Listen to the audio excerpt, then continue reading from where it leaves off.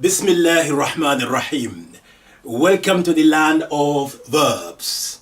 I say that because so far we have been dealing with non-verbal sentences, meaning we are using nouns and adjectives to make a complete sentence and sentences. But now we're going to look at the beginning, very beginning of the verbs. Verbs meaning action word. I'm going to restrict myself, first of all, to the present tense. Present tense meaning action, ongoing action, or action that is going to happen later. That's present tense.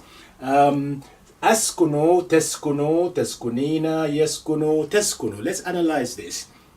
You will notice there are at the beginning we have some of these letters which are highlighted in red. Those are the present tense letters. We need to attach that at the beginning of the verb to indicate that this is a present tense. When we have alif and hamza, that is I format, and there is no gender. A lady will start with that. The man also will start with that. For instance, we say askuno, askuno. I live, askuno. But when I start with ta, teskuno, you masculine singular. Now I'm talking to a single male, so I will say teskuno. In Arabic, when I say singular, because the plural in Arabic starts from 3, not from 2. So we have singular, we have dual, and we have plural. But in this particular book, we just restrict ourselves to singular format only. Inshallah, God willing, later on in the series, when I be teaching you maybe from book 3 of Gateway to Arabic, then we will go deeper into how how to construct Arabic verbs. But for now, we have askunu, I, teskunu, you masculine singular, teskunina, you feminine singular. You notice that I start also with ta for both you masculine singular and you feminine singular, but the ending, the case ending for talking, speaking to singular female is different. Here teskuno, here is teskunina. Anytime you are using a verb to speak to a single female, the ending will be ina. You will see that when we use another verb to illustrate this, inshallah. Now, yeah, that's for he format. Yes, kuno, he lives. And teskunu, she lives. Now, here you have the ta for male singular, second person, you are talking to them. And teskunina, the same thing, you start with ta, speaking directly to a singular female. When you say she also starts with ta. In a sense, it's similar or identical to you feminine, you masculine singular. However, when you say she, you know you are talking about third person. By the way, when I say first person, second person, and third person, meaning in grammar term, meaning askunu, I am the first person. The speaker is first person. Teskunum, when you are speaking to somebody directly in front of you, say you, that means second person. So I'm the first person, I'm speaking to you now, so you are second person. But if I'm speaking to you about somebody else, that somebody else is third person. I'm the first, you are the second, and then the other person, which is not here with us, is the third person. So askuno, teskuno, teskunina, yeskuno, and teskuno. Let's now relate that to the sentences here. I live in London. Askuno fi in London. Askuno fi I live أسكن in في London. أسكن في London مع, that means with, أبي, my father, و and أمي, my mother. أسكن في London مع أبي وأمي. Now once you know the structure and the template, when we use another verb, you will be able to convert them or apply them to match this structure.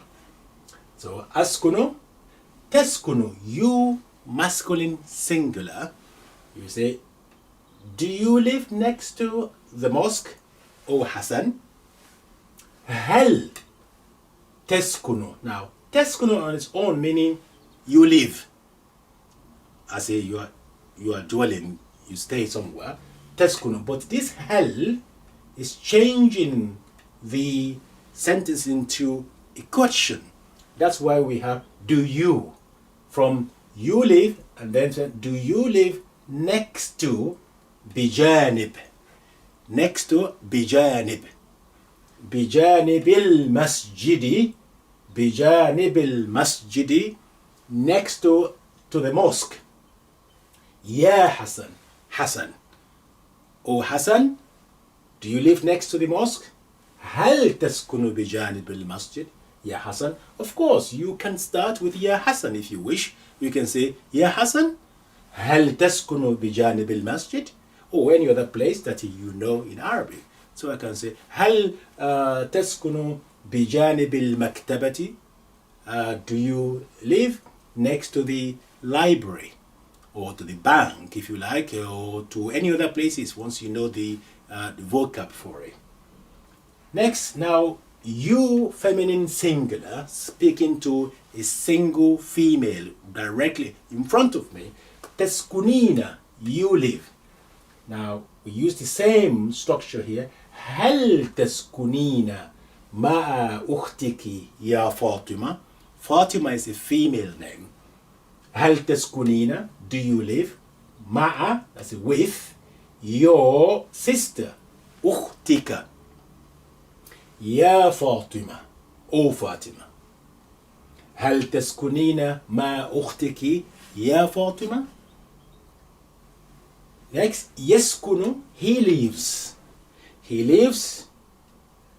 Hussein lives in a house. يسكن حسين في بيت, in a house, بجانب المدرسة, next to the school. بجانب المدرسة, next to the school. The last line, تسكن, she lives.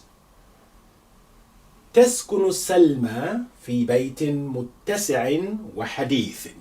We have this vocab before, the متسع, spacious, hadith, modern.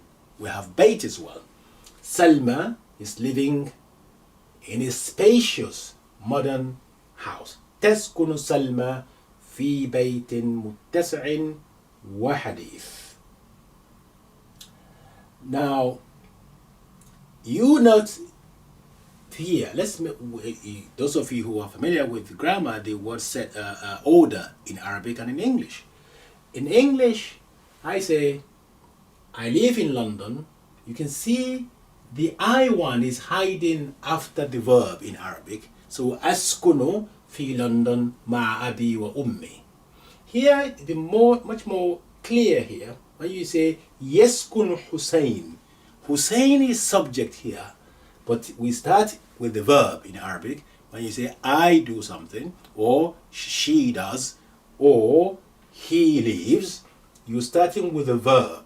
يسكن Hussein. In Arabic and in English you say Hussein, you start with the subject. But Arabic you start with the verb. يسكن حسين في بيت بجانب المدرسة. وتسكن سلمى. Salma is the subject here, but in English we say Salma is living in a spacious and or modern house. But in Arabic, تسكن, Arabic you start with the verb. The normal order is verb, subject, and object. We will know that inshallah later on, the full analysis of the subject, verb, subject and object. Now, on page 28 and 29, there are more vocabulary to help you to practice this. So what I want you to do for me, please, is go to page 28, read all the explanation, which is fully laid down clearly for you there. Then do the exercise 24 and 25. Exercise 24, we have the Arabic, which you need to translate it into English. Hopefully that will be easier. Then you have this one paragraph. That's one paragraph needs to be translated from English to Arabic. If you've been following these carefully and you've been doing your homework properly, which I believe you are, then this paragraph should become much easier for you. And that is, it's what you need to translate. My name is Salma. I live far from the town in a small village in the countryside. I am living in a spacious old house on a quiet road by the sea. I live with my mother and father. Behind my house is a large garden and a tall tree. The garden is filled with flowers and plants. My friend Fatima lives in a small shop in the village on the main road near to the school. My friend Hakim lives in a flat near the park between the library and the bank. Believe me, if you have been doing your homework, that will become much easier for you and fluent to write it and to speak it. You have enough vocabulary now and the understanding of the structure so far.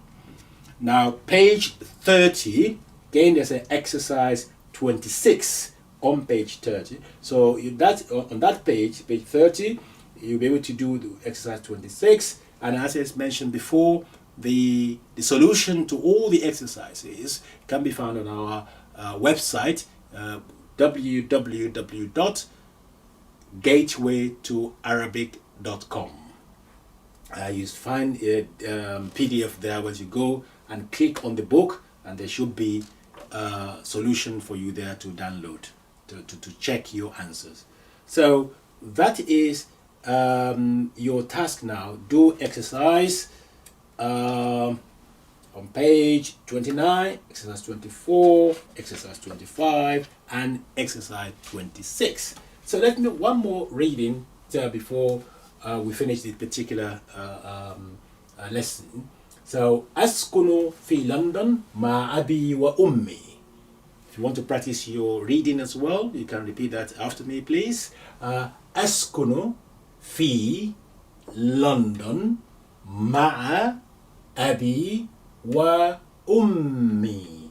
Remember when we were learning how to read with me, you have the alif, hamza, sukun, as, ku, no. If you want to spell it out, you can just say alif, hamza, fatha, sin, sukun, as, kaf, dhamma, ku, nun, dhamma, nun, as, ku, no. Fi, as fa, kasra, ya, mad. That means lengthening ya. Fi, lam, fatha, nun, sukun, lan, and then dal, fatha, da, and then a nun, London. Ma'a, mim, fatha, ain, fatha, ma'a. Abi, alif, hamza, fatha, a, ba, kasra, ya, mad, abi. Wa, fatha, wa, alif, hamza, dhamma, u, mim, shadda, kasra, ya, mad, mi, wa, ummi. So do the analysis, and inshallah, God willing, you find it easier and easier inshallah. أسكن في لندن مع أبي وأمي. هل تسكن بجانب المسجد يا حسن؟ هل تسكنين مع أختك يا فاطمة؟ يسكن حسين في بيت بجانب المدرسة. تسكن سلمى في بيت متسع وحديث.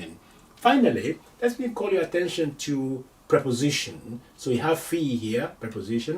مع is a preposition. بجانبي is behaving like a preposition.